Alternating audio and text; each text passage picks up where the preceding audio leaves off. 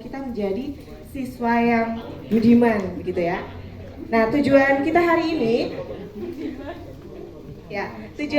ini, guru mampu memahami dan mengimplementasikan penilaian pembelajaran berdiferensiasi dengan bentuk instrumen penilaian grafik kembangan, observasi, dan kinerja dengan tepat. Jadi tujuan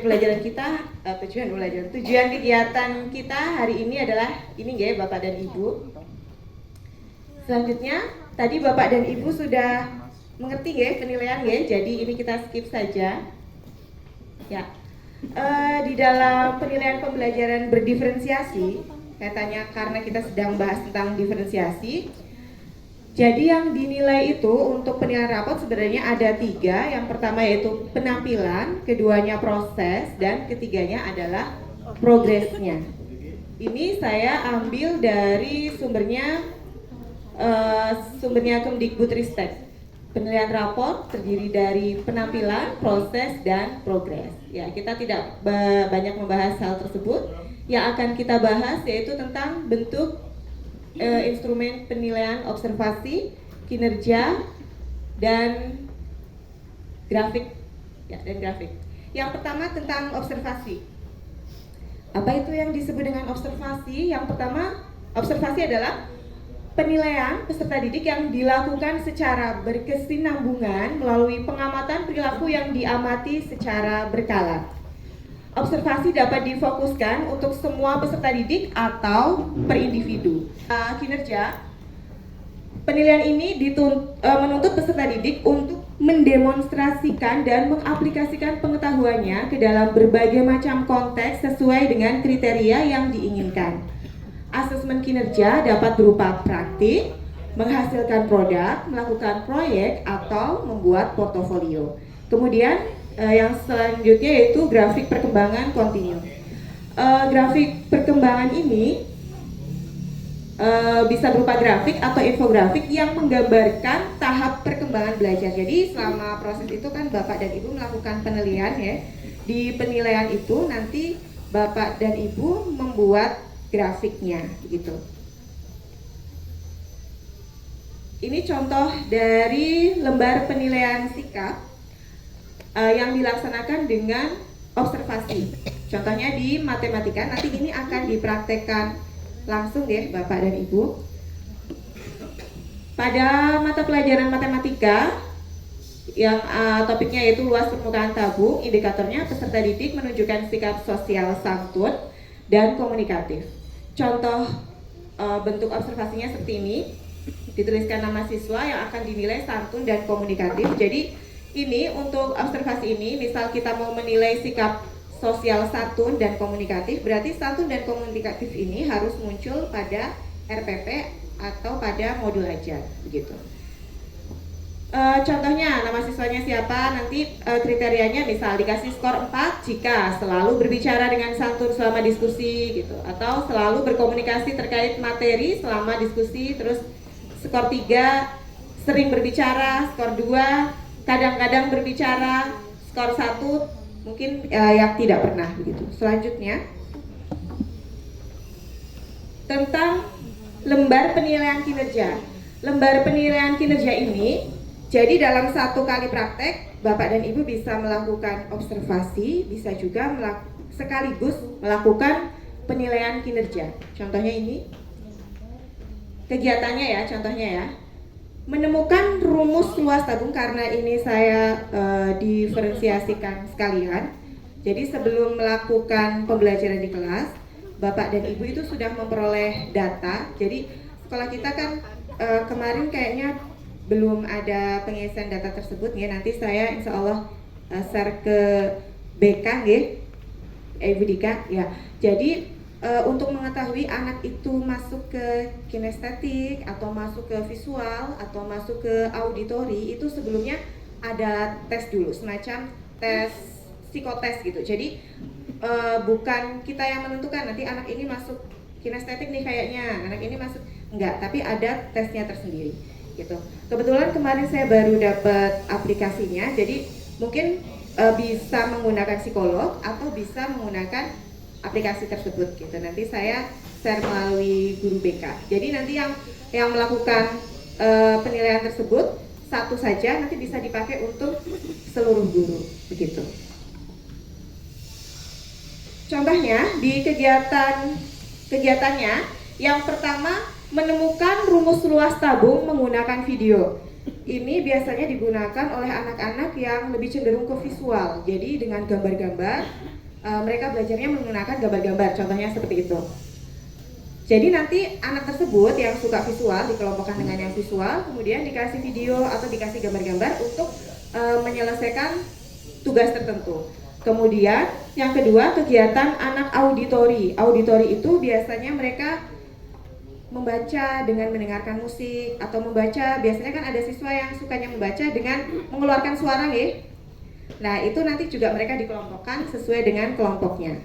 Di situ saya kegiatannya adalah menemukan rumus luas tabung dengan membaca materi dulu, terus bisa mereka sambil bersuara atau mendengarkan musik, ya begitu.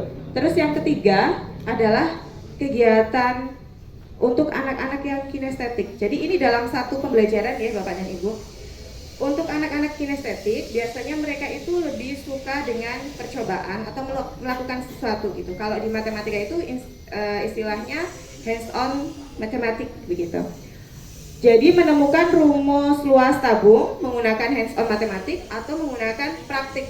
Misal kalau tabung, nanti kita buat tabung, terus dipotong tabungnya berdasarkan tingginya dan berdasarkan rusuk tabungnya, terus dari situ dibuka. Oh iya, ternyata tabung itu terdiri dari berapa sisinya begitu. Jadi dengan menggunakan praktik.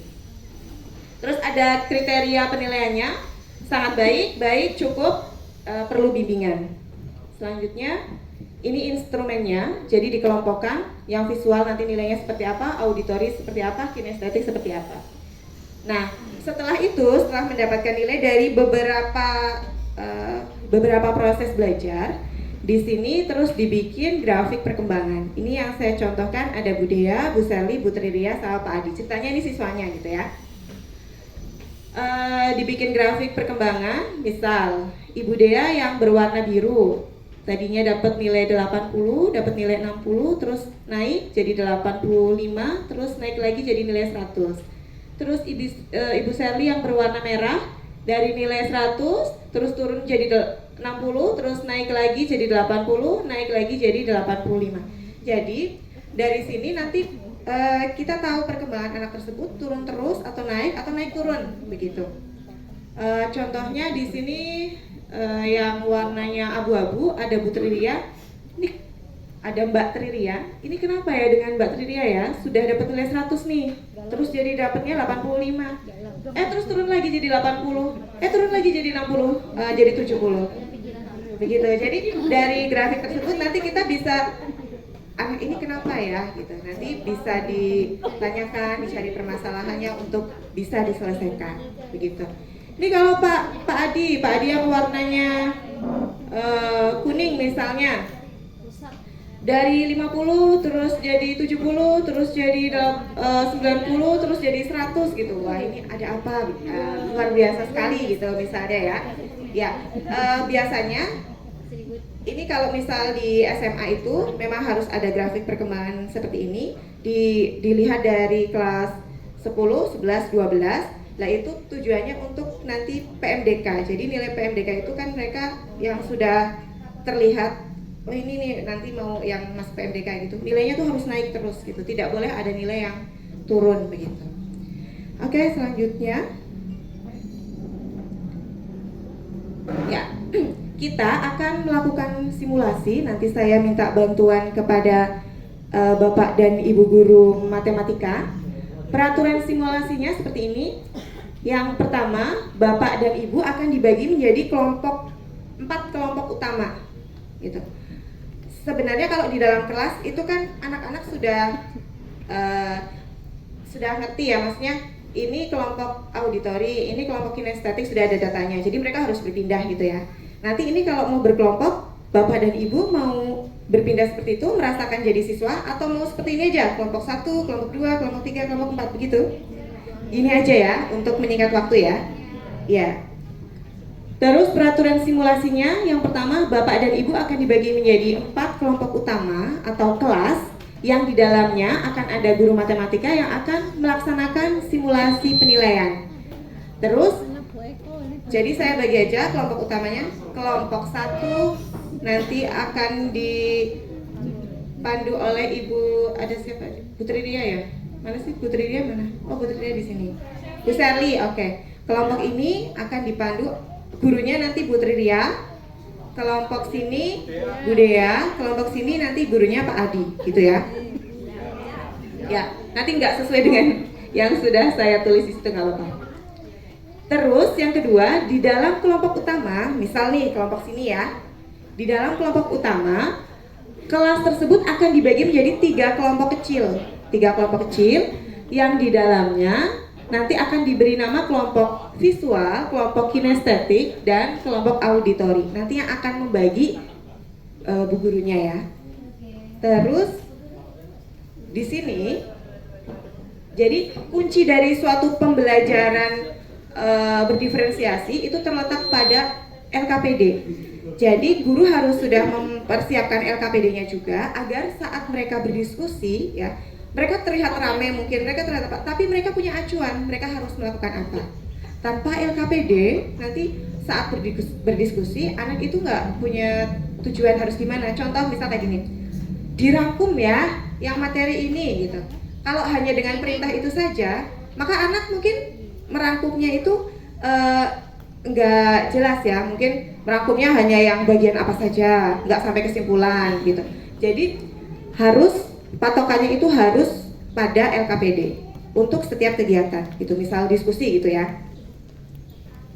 Contohnya ini kelompok visual, berarti nanti Bapak dan Ibu akan mengerjakan ini LKPD-nya. Terus yang dikelompokkan visual oleh ibu gurunya. Terus ada kelompok kinestetik, berarti akan melakukan percobaan, tetapi di sini seharusnya bikin tabung ya, tapi saya sudah potong sekalian, nanti tinggal nempel aja. Terus ada juga saya sediakan juga untuk LKPD anak auditori gitu. Jadi masing-masing itu kegiatannya berbeda-beda. Begitu juga di dalam kelas, nanti harapannya seperti itu Bapak dan Ibu untuk memenuhi kebutuhan para siswanya. Nah, maka dari itu seharusnya kita bisa contohnya di level MGMP ya, bisa membagi tugasnya. Jadi nggak berat sekali. Misal satu guru bikin RPP sampai sebanyak itu semester 2, satu semester ya gitu kan sangat berat. Tapi kalau dibagi seperti ini insya Allah bisa terlaksana. Bisa dimulai ya Bapak dan Ibu? Ya. Monggo dipersilahkan untuk maju ke depan Ibu Serli, Bu Triria, Bu Dea sama Pak Adi. Nanti instruksinya langsung pindah ke guru mapelnya nggih. Nanti mengikuti instruksi guru mapel, suruh ngapain? Ayo ibu guru. Ibu guru mana ibu guru? Ibu.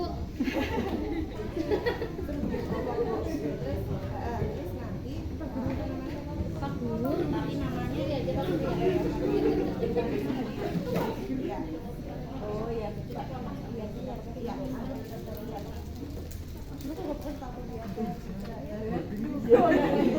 Ini maksimal 20 menit ya percobaannya. Nanti kalau misal 15 menit sudah selesai, ya alhamdulillah.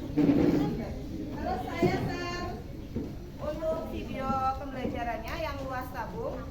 Luas tabung saya share di grup guru mapel ya. Nanti Bapak dan Ibu yang kebagian visual berarti harus nonton dulu ya. Ya, biar nanti ini apa ya? Auditori yang Ibu baca. Ya. Ya, langsung aja. Ayo ini jadi kelompoknya ya. Kelompok ya, anak-anak. Oke. Oke, kita berangkat ya. Ayo ibu guru. Ibu guru. Ini mana muridnya? Cuma di sini. Habis.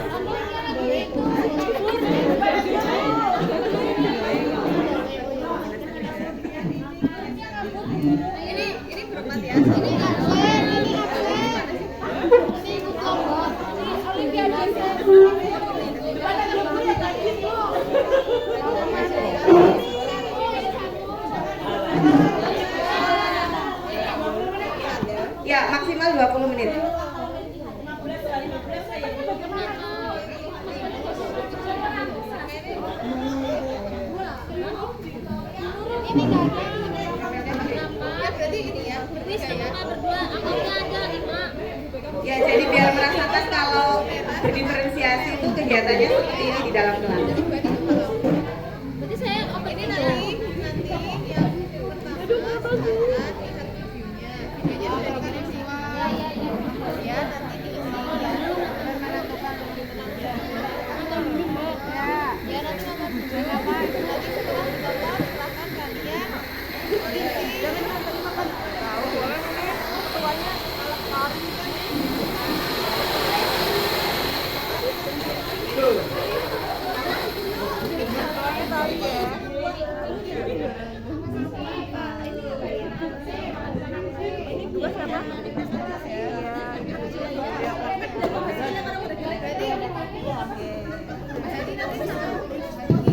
Cek. Pipi, ya Pi. 2/7 atau 3,14 apa ya? Kok kayak gini apa bukan ini? Ini saya pegang. Cek.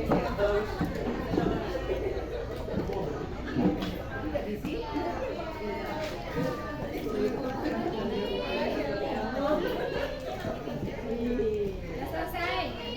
Sudah nih, luas aku 2 kali luas lingkaran yang luas sudah dipandang. Luas lingkaran itu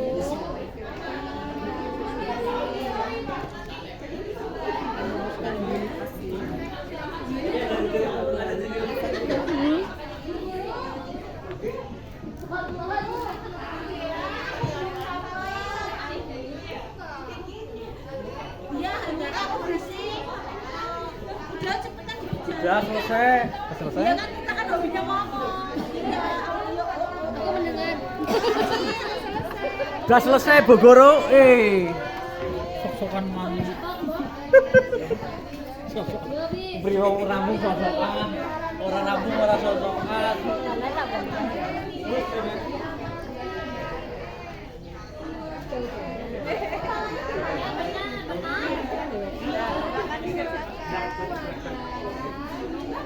Kudu pas.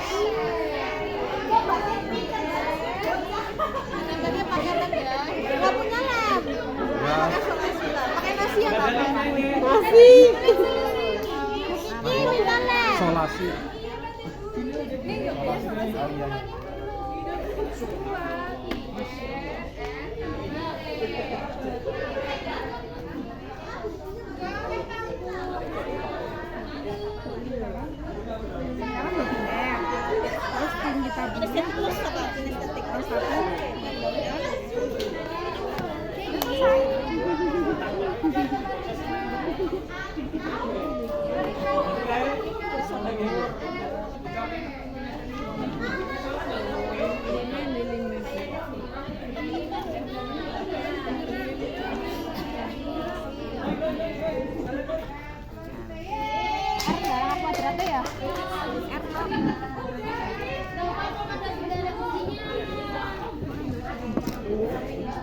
Gak ada lem. Ini Bu Solasi.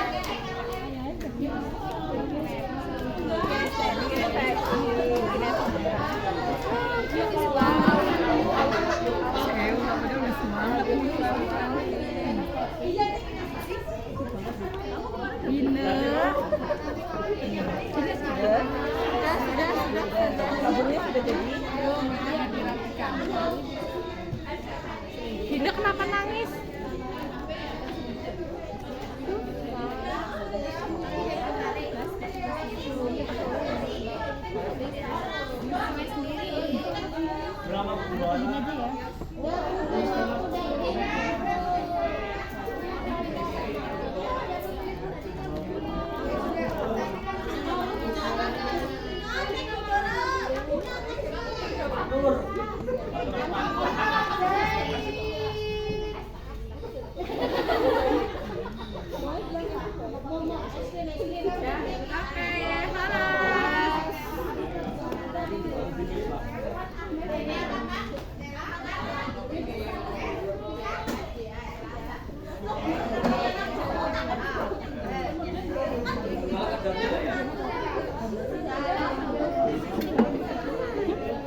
Ayo adik, kerjakan bareng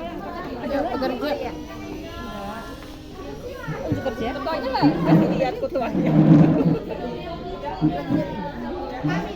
Ini kan tadinya terbuat tahu menurut tadi kan dari kita sudah lihat dari videonya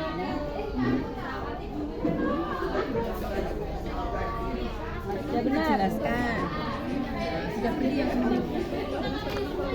syuting lo gak bagus main dong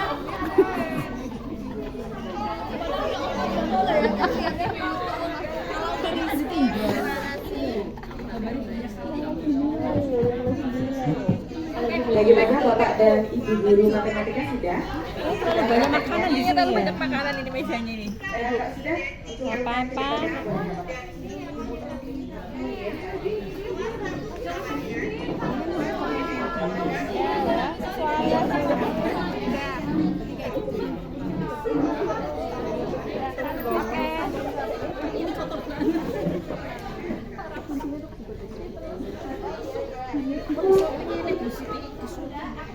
sudah Bu Shirley sudah yang menilainya kali ini ya ini kelompoknya Mbak Leli dan Mbak Asri ya terima kasih ya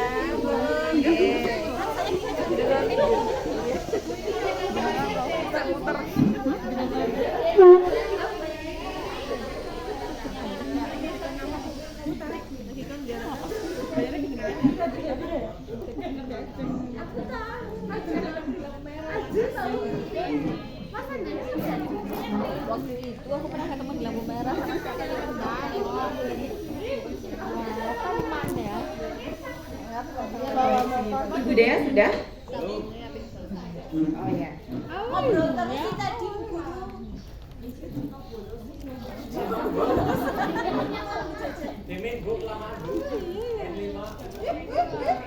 aku anak pinter iya mau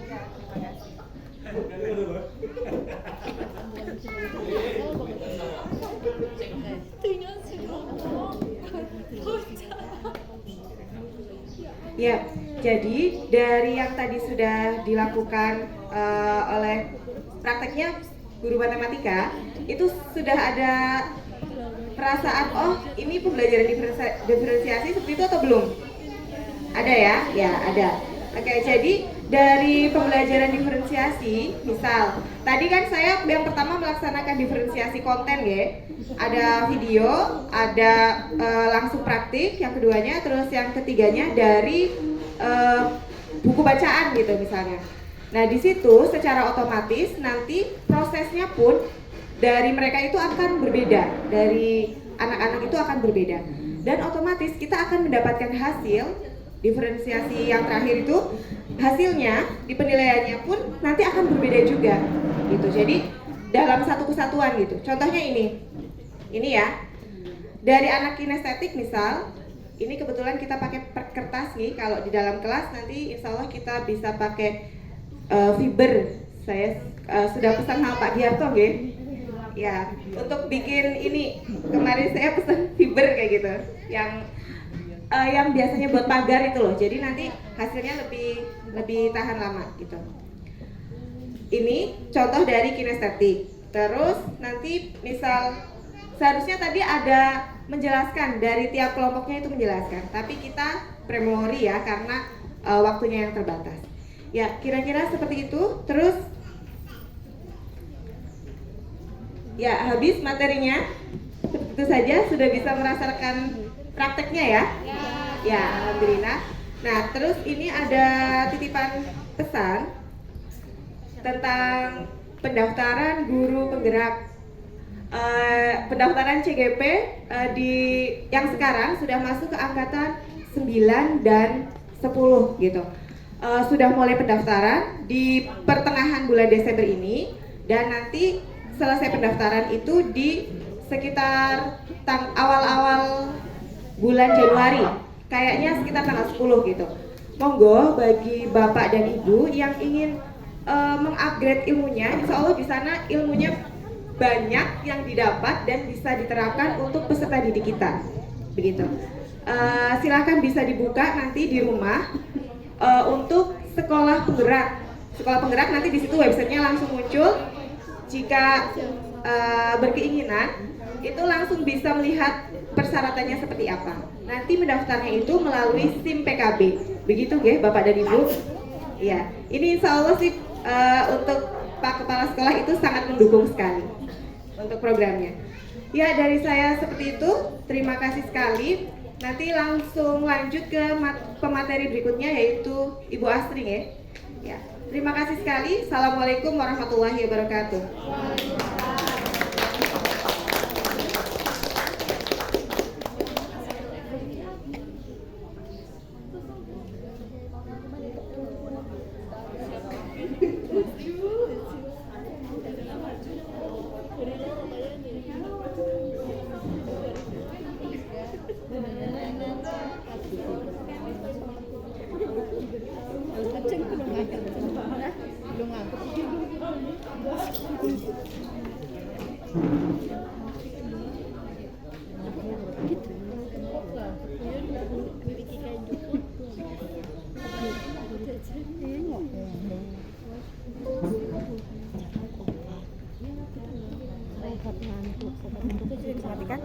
Belum. Belum. Pakai